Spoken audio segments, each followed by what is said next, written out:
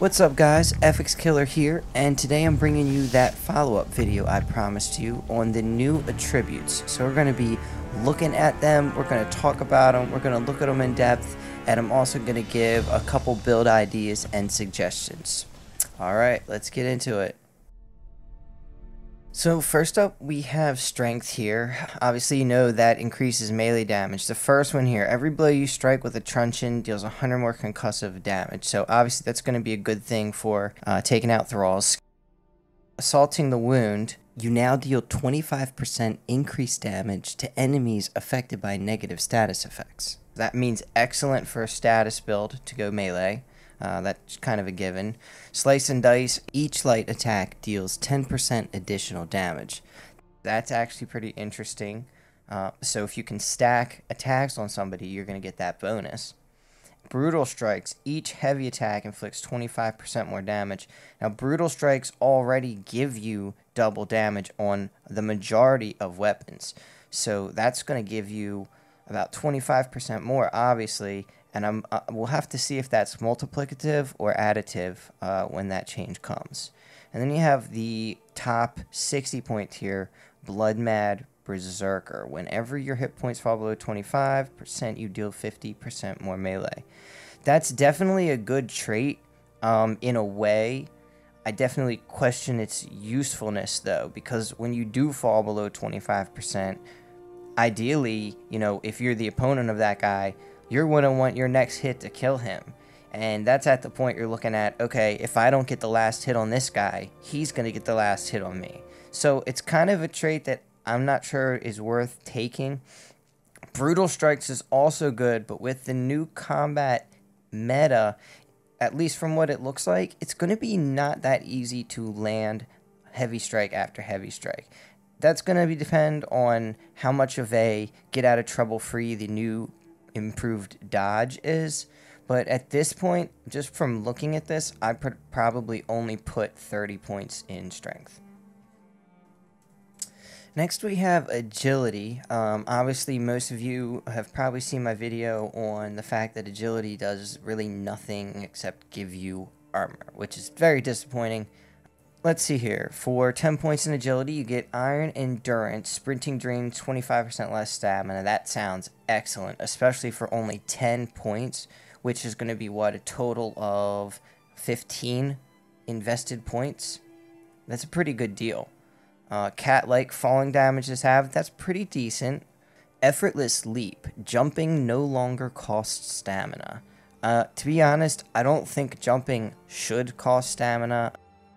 With 40 points, you unlock Nimble Tumbler. Dodging costs 25% less stamina. That's pretty sweet. And let's see, the max here. Extended Leap. Jump while in the air to do a second jump. Okay, double jump. Double jump is in the game. Again, you know, that's pretty cool that they put double jumping in the game. We'll have to see it manifest. But if you look at this, you know, you're putting 50 points in here, and you're getting a double jump, and you're losing a lot of other things. I mean, you're talking about 50 points in one, and then, you know, you might be able to pick up 3-4 other perks, maybe 5 or 6 10s. That's about it.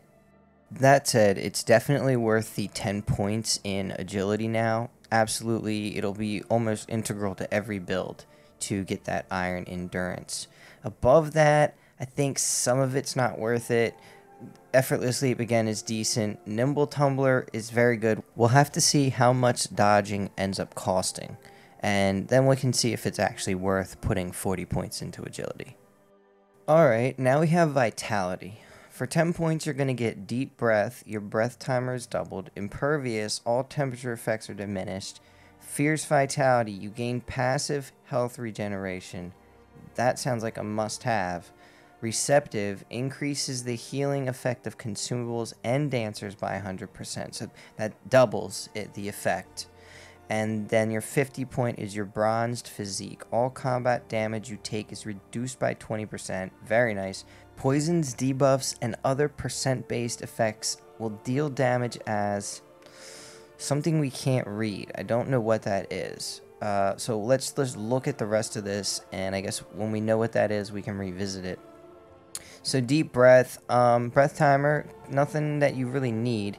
Impervious, temperature effects are diminished. I mean, that's only really good if you're in like fur armor trying to get to the ice temple, or you're really high up on a mountain in a desert. I mean, that's very situational. I mean, it's nice that it gives it to you, but it's not something that, you know, you absolutely need. And the fierce vitality, I think that's probably completely necessary. I believe at one point in the dev stream I saw that he had some health regen, and it really made a big difference both in combat and in, you know, usage of bandages and healing potions. But with food now healing in the patch, the usefulness of that is questionable. Receptive increases the healing effect. That's going to cost you 40 points. I don't know. The way I'm looking at this right now is that vitality, you need it anyway. So I guess getting up to 30 or 40, these things are just bonuses. You're probably going to get a lot of vitality anyway at that point. But I don't think any of these are really must-haves. Taking a look at accuracy next, and remember accuracy is your bow damage, basically your bow and thrown damage. First we got steady hands. All ranged and thrown weapons now do 25% more damage. I love a flat damage buff, that's good. Trick shot, shots fired from your bow will ricochet if you miss your target. You know, they showed that in the dev stream and it looked a bit underwhelming, to be honest. Eye for injury, every shot with a bow will cripple your enemies. That's actually really good, both for two reasons. One, you know, if your enemy is crippled, it's going to be easier to hit him with the bow. And then two, you know, that really incentivizes people to turn and fight. You know, if somebody's got you and they hit you with a bow, it's going to, and they're good shot, it's going to be hard to get away. And crevice in the armor for 40 points increases the armor pen of any weapon you wield by 50%. That is big. You're talking about if a bow has, let's say, 30% armor pen, it has 15% more now, up to 45%, and that adds up. You know, you're talking about doing an extra 5, 10, 15 damage on somebody, you're sinking arrows into them, that can make a big difference. And shafted, every headshot deals 50% more damage. I think that's an excellent 50-point talent, and this is actually, I think, one of the best trees they have, because everything really helps you in different ways. The only problem is that bows themselves are so inconsistent with the firing, with the aiming, with the way too much drop that they have, and I think that makes this tree itself underwhelming. At this point, if they fix bows, I think it's almost worth going 50% bows. I mean, if you can get bows to the point where you can deal consistent damage by having good aim and hitting people in the head, great. But people are going to be moving around, so if that happens, we'll see. Okay, now we have grit. Now, grit is in charge for your stamina pool, obviously, so we know that that's going to be something that's very important, and I think most people are already going to take 10 to 20 points of that right off the bat. So strong grip, 10% less stamina you climb, you're probably going to have that in any build. Barbaric Tenacity, you gain an additional 50% stamina per regen tick. Now that's pretty decent, actually, if you think about it. And again, most people are probably going to have this much grit anyway. So I think the ones after here are really what start mattering. Iron Hard Muscles, you gain a natural resistance to damage. It's unclear. We don't know what the resistance is. We don't know if that's extra armor.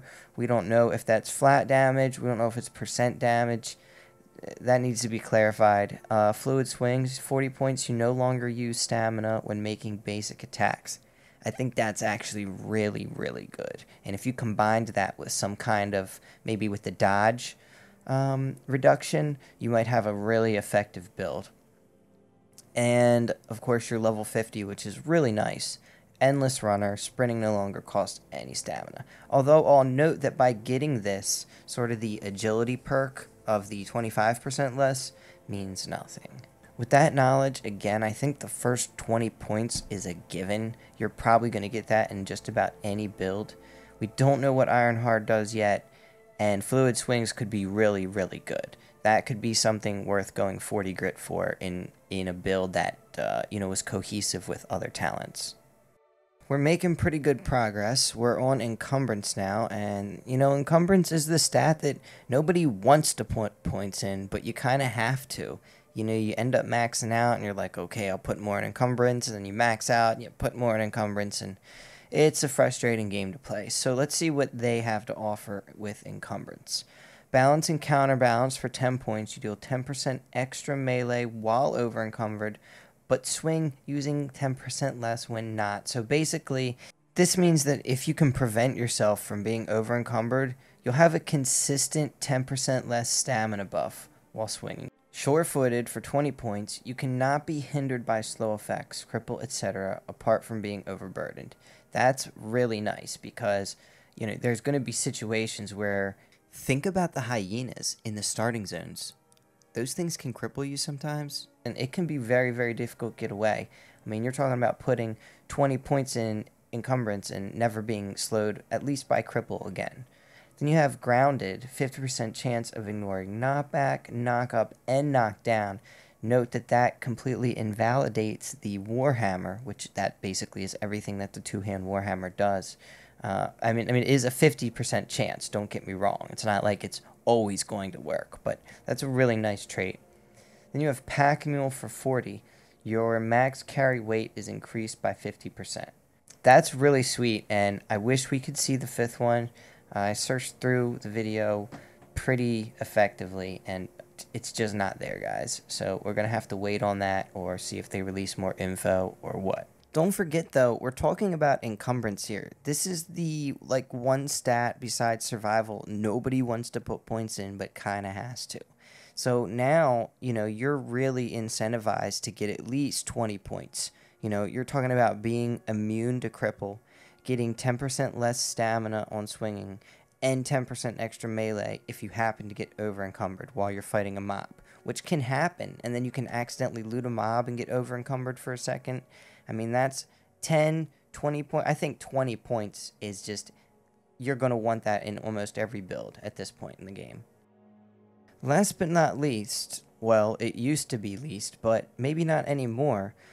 Survival is going to give you a couple different things. For 10 points, you get the ability to just eat food raw and not get food poisoning. That's kind of cool. It does help you survive. For 20 points, you get Hard Worker, which is harvest resource nodes twice as fast. Now note, that's not twice as much, that's twice as fast, and that's cool for 20 points. Now you have 30, Efficient Butchery. Every animal harvested provides extra resources. I think that would be very, very good on an official server or on a 1x, 2x maybe server. But a lot of these servers nowadays have, at least the modded ones, are playing with accelerated resource rates. So I'm not really sure how good that is. Then you have 40 point Gluttonous Gains. Eating food now counts as a healing potion and provides a healing burst at the end of the regeneration effect. Now the thing that I'm not really quite clear on here is they already said that food heals you. So is this an additional heal or is this just that healing burst? It's kind of unclear. And then we have the 50 points Antidote of 1, Invulnerability to Poisons and Diseases. Corruption effects are reduced by 30%. That's actually not bad, but corruption isn't that big of a deal either. So if we look at this, survival still isn't that good, I don't think. I mean, it's costing you quite a few points to unlock Raw and Bloody. And then you're also looking at Hard Worker. I mean, you're talking about putting 20 points in survival to get a little bit of resource node speed and not having to cook meat. And then, I'm not really sure if survival is good. And then you need 30 points to get Efficient Butchery. I guess if you make a farming build, if you're a farmer type character, if that's what you like doing, survival is definitely going to have some incentive.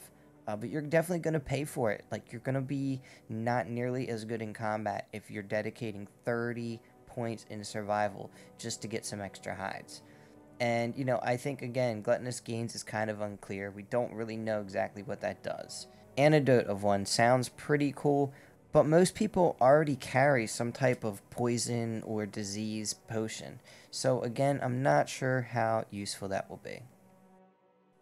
Alright, well, that's all of them, but I'm sure you guys want to know my recommendation, or at least what I'm thinking about. So, this is what my sort of base build is. Like, these are my must-haves. I think that I would want this in any build I make. So, you're going to get your extra stamina per tick, you're going to get your breathing buffed, your temperature diminished, you're going to get some health regen, you're going to get reduced swing costs, you get your cripple immunity, and you also get that reduced sprint costs. And then, you still have, over 150 points left to distribute. To add on to that, if I was going to make a strength or, melee type build, this is probably where I would start. You get everything from before, except now you're also going to get that truncheon buff. You're going to get the 25% damage to crippled or bleeding or whatever affected enemies. You're getting the 10% more damage on light attacks. Now, brutal strikes you could get if you want to, but I think heavy attacks use quite a bit of stamina, and I think they're going to be harder to land than we believe. And then, you also are going to get that damage resistance from that 30 points in grit. And for a ranged build, I would probably do something like this. So you're going to get massive bow damage, with that high accuracy. You get the armor penetration, you get the ricochet, you get the 25% damage buff, and you get the permanent cripple. Now, obviously, you can see I only went 28 vitality, so you don't get that passive regen, and that's because I really wanted the 20-point grit and the 20-point encumbrance, and that's the immunity to the cripple, and then that's also the extra stamina regen. And keep in mind, when you're running and gunning with a bow, you run, you stop, you shoot, you run, you stop, you shoot, etc. You're going to have moments where you're regenning stamina, so you really want to maximize that. Alright guys, thanks for watching. If you have any comments, suggestions, if you want to just start a discussion, throw it down there in the comments, and let's talk about the best builds. As always, be sure to like the video if you liked it, and hit that subscribe button for more. FX Killer out.